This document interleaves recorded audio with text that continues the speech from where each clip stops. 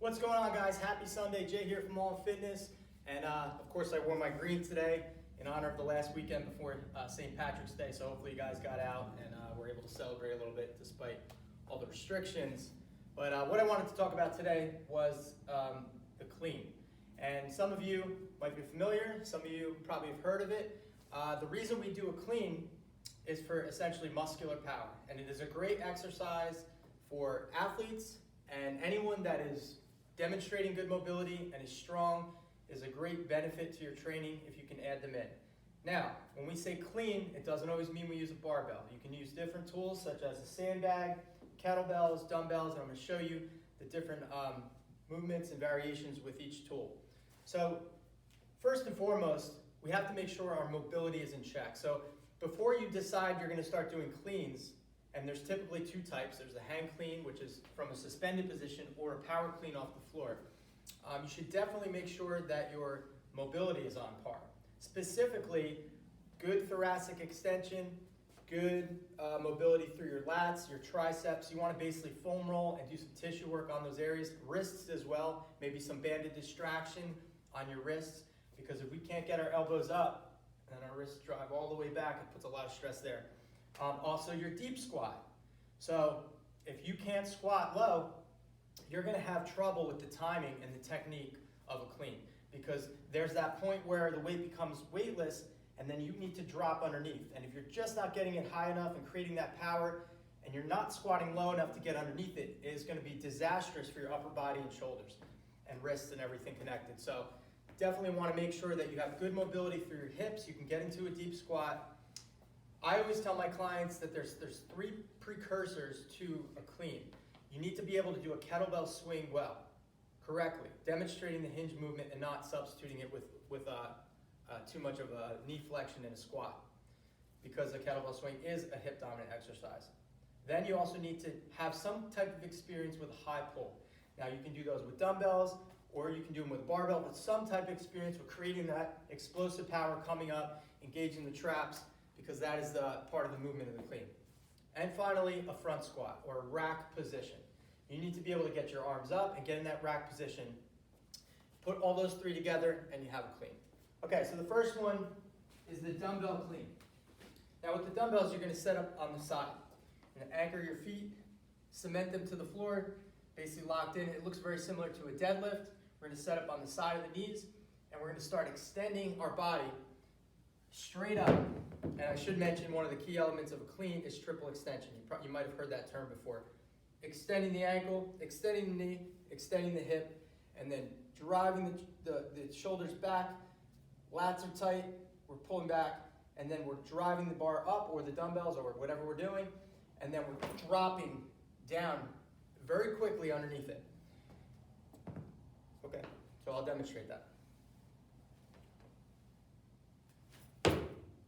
Now I'm jumping. You don't have to jump, but probably at least go up on your tiptoes. So you're just trying to create that explosive power. It's the same energy as a jump. Okay, so it's up, triple extension, shrugging, dumbbells are coming up, weightless, dropping underneath, and then coming back up in that rack position. That's your best starting point if you've never done. Try them with dumbbells. Next, I would say kettlebells. Now the kettlebells require a little more technique because they swing around. A lot of people, I notice they kind of flop with the kettlebell. Their timing is off, and you get that on the wrists, or the wrists are bent. Wrists should be straight when you hold the kettlebell. Now the setup with the kettlebell is a little different because the weight's on the inside. So we're going to pull our chest up. We're going to drive up. Same concept. Little tip: if you're wearing a watch, especially an Apple Watch, turn it around anytime you're doing kettlebell work. You don't want to break it. Okay, drive up, drop, come up. So essentially it's this. So my arms are I'm kind of moving around the kettlebell. The kettlebell's not moving a whole lot. I'm moving around the kettlebell. So again, I'm starting from the floor on this. You could start here. With the kettlebell clean, I prefer to start on the floor. Up, drop, and there. Okay. Next one is the sandbag. Sandbag is good because you start putting, these are independent. The dumbbells and the kettlebells are independent and they're challenging your stability. A sandbag still challenges your stability because there's sand or water or whatever's in it, rubber chip-ins, but it moves around a little bit, but it's also together. So now you're holding something together with both hands. You're getting closer to the bar. So we want to set up right over the feet.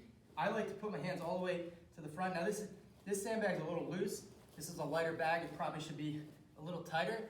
If you have one that's a little bit tighter and compact, that's going to be much better. I'm going to slide my hands to the front, take the slack out of my arms, drive through the hip, and that's where that kettlebell swing comes in. That first movement is essentially a kettlebell swing, right? And then you have the high pull, and then you have the front squat, or the rack position catch. So up, right up, reset, lats are tight, up, drop, there we go. And finally the barbell. So again, make sure you do significant amount of mobility before you hit the bar. Lats, triceps, wrists, open up those hips, do some hip mobility, practice some deep squats. You may want to even hit some front squats with the bar before you do the clean. I like to usually pack those two together. Okay, and there's some stick mobility you can do with PVC. That's another video. I'm sure I've had one out there at some point. Okay, now as far as the grip, I prefer a snatch grip, meaning my thumb is on top like this. It's just a lot of work for me to get my thumb back around, so I just leave it on top. I've actually tried it the other way. Doesn't work as well. I can't move as much weight. Preference. You might prefer a regular grip, but a snatch grip, thumb on top, works for me. So right here. Now again, power clean would be from the floor. Might even want to go wider. That's also preference. I'm going to start right here for the hang clean. I'm going to come a little bit closer. Chest is up. That bar is going to come in towards my belly button. I'm going to push with my hips and extend. As I do that, I'm creating that triple extension. Shoulders are locked down. Shoulders are shrugging, but lats are locked down. And then I'm going to pull it up. It's going to happen real quick. So ready? And now notice the bar is sitting on my body. That is the other thing. A lot of people, the bar is here. Think about the stress on your shoulder when that bar is pushing this way. You want the bar to be essentially in this little space here where your delts, your anterior delt is kind of holding that bar back. Your fingertips are not holding the bar. Everyone's like, how do you hold that with your fingertips? The fingertips literally just keep the bar in place. All right, you're holding the bar with your body.